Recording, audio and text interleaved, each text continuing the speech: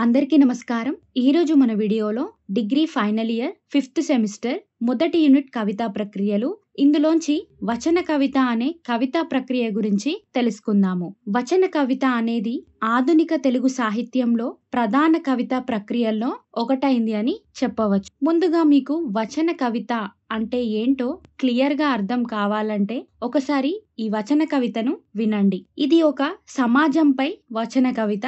చూడండి, మనసులో కోపం ఉంది, గుండెల్లో గాయాలు ఉన్నాయి, కళ్ళలో కన్నీళ్లు మిగిలాయి, అందరూ చూస్తున్నారు కానీ ఎవ్వరూ మాట్లాడటానికి సహకరించరు. ఇది మన సమాజం, ఇది మన బాధలు. ఈ కవిత విన్నప్పుడు మీకేమనిపించింది? అందులోని భావాలు సహజంగా మన హృదయానికి హత్తుకునేలా స్పష్టంగా ఉన్నాయి, అవునా కాదా? అదే అయితే వచన కవితను పలువురు పండితులు, కవులు వివిధ రకాల నిర్వచనాలు ఇచ్చారు. ఒకసారి చూడండి. ఛందస్సు నియమాలు లేకుండా కేవలం వచన రూపంలో భావాలను తెలిపేదే వచన కవిత అని అన్నది ఎవరు? అపిరాల విశ్వం గారు. ఏ నియమం లేకుండా వచనాన్ని లయాత్మకంగా మారిస్తే అదే వచన కవిత్వం అని అన్నది ఎవరు? సి నారాయణ రెడ్డి గారు. వచనం అనేది కవితామయంగా ఉంటే అది వచన కవిత అవుతుంది అని అన్నది ఎవరు? సర్దేశాయి తిరుమలరావు గారు అన్నారు. వచన కవిత్వం అనేది శక్తివంతమైన భావాలను తెలియజేస్తూ ఆవేశంతో కలిగి ఉంటే అది వచన కవిత అవుతుంది అని అన్నది ఎవరు? బాలగంగాధర్ తిలక్ గారు. వచన కవిత, ఈ వచన కవితలో ఎలాంటి ఛందస్సు నియమాలు లేకపోయినా భావం అనేది స్పష్టంగా తెలియజేయటం జరిగింది. కాబట్టి ఇదొక వచన కవిత.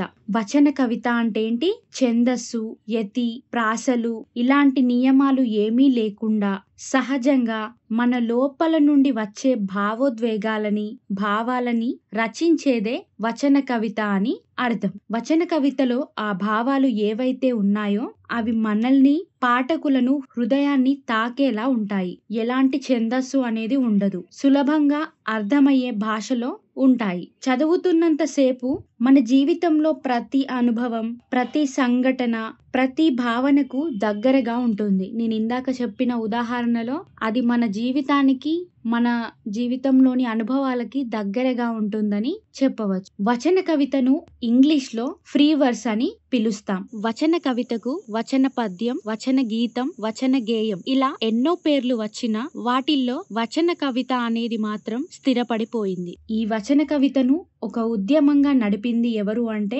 కుందుర్తి ఆంజనేయులు. ఇక వీరే వచన కవితను ఉద్యమంగా నడిపింది వీరే కాబట్టి ఈ కారణంగానే ఇక వచన కవితకు పితామహుడని అంటాము. వచన కవిత యొక్క పితామహుడు ఎవరు? కుందుర్తి ఆంజనేయులు. మరి వచన కవితకి ఆద్యుడు ఎవరు అంటే శిష్ట ఉమామహేశ్వర్ రావు. వీరు వచన కవితని ప్రారంభించిన వారు, మొదటి వ్యక్తిగా చెప్పవచ్చు. కాబట్టి వచన కవిత యొక్క పితామహుడేమో కుందుర్తి ఆంజనేయులు. వచన కవిత యొక్క ఆద్యుడు ఎవరు? శిష్ట ఉమామహేశ్వర్ రావు. శ్రీశ్రీ గారు వచన కవిత్వాన్ని ముందుకి నడిపించారు.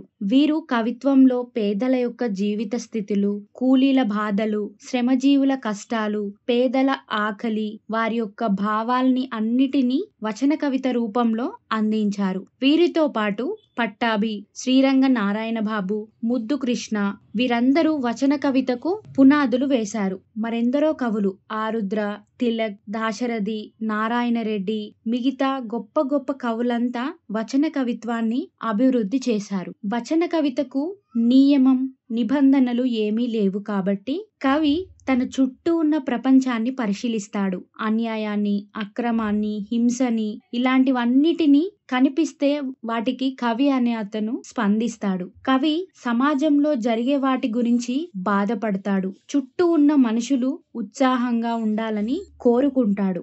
అలాంటి వారిలోనే ఇప్పుడు ఒకరి గురించి తెలుసుకుందాము. ఈ కవిత చూడండి. ఇక్కడ కాలిన, కమిరిన స్త్రీ పురుషుల పిల్లల దేహాలు రైలు బోగీలలో చూడు చూడు అనే ఈ కవిత, ఇది పూర్తి కవిత కాదు, కవితలోని ఒక భాగం మాత్రమే. ఈ కవిత చాలా తీవ్రంగా మరియు ఆవేదనలతో నిండినది. ఒక పెద్ద దాడి, విధ్వంసం, హింసకు ప్రతిబింబిస్తుంది. రైలు బోగి, కూలిన ఇండ్లు, చనిపోయిన వారు వంటి వివరాల గురించి హృదయానికి హత్తుకునేలా ఈ వచన కవితలో తెలియజేశాడు ప్రముఖ ఒరియా కవి రమాకాంత్ గారు. అలాగే వచన కవిత పద్ధతుల గురించి, విద్యార్థులు రాసిన రచనల గురించి చూడండి. అందరికీ కవిత్వం రాయాలని ఉంటుంది. కొందరు రాయాలంటే ముందుగా కవిత్వం బాగా చదవాలి. అందరిలోనూ భావాలనేవి ఉంటాయి. అందరికీ ఆలోచనలు వస్తూ ఉంటాయి. నాకు కవిత్వం రాయాలని ఉంటుంది. మీకు కవిత్వం రాయాలని ఉంటుంది. అందరూ ఉద్వేగం కలిగే ఉంటారు. ఉద్వేగం అంటే ఒక రకమైన ఆవేశం. మనలో కలిగే భావాలకు తగిన భాషా రూపం ఇవ్వటమే కవిత్వం రాయటమని అంటాము. ఎటువంటి ఉద్వేగం లేకుండా రాస్తే అది వ్యాసం అవుతుంది. అలాంటిదే 2017లో డిగ్రీ కళాశాల విద్యార్థులకు రచన ఎలా చేయాలనే విషయంపై ఒక శిక్షణ శిబిరం కూడా నిర్వహించారు. ఆ సందర్భంగా తొలి అడుగులు అనే పేరుతో విద్యార్థులు రాసిన రచనలను ప్రచురించారు కూడా. అందులో ఒక విద్యార్థి కవిత్వం రాసే పద్ధతి గురించి చెప్పాడు. చూడండి. అక్షరాలు కూర్చి కవిత్వం రాయాలి.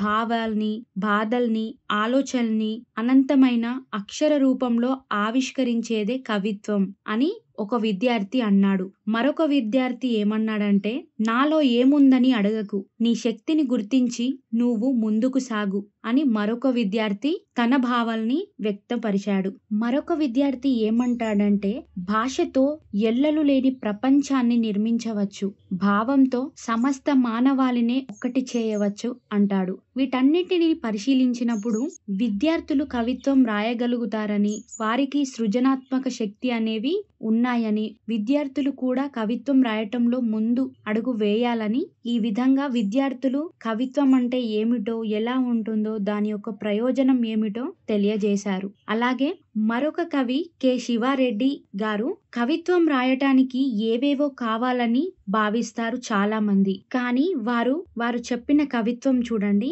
పద్యం రాయటానికి ఏమీ అక్కర్లేదు.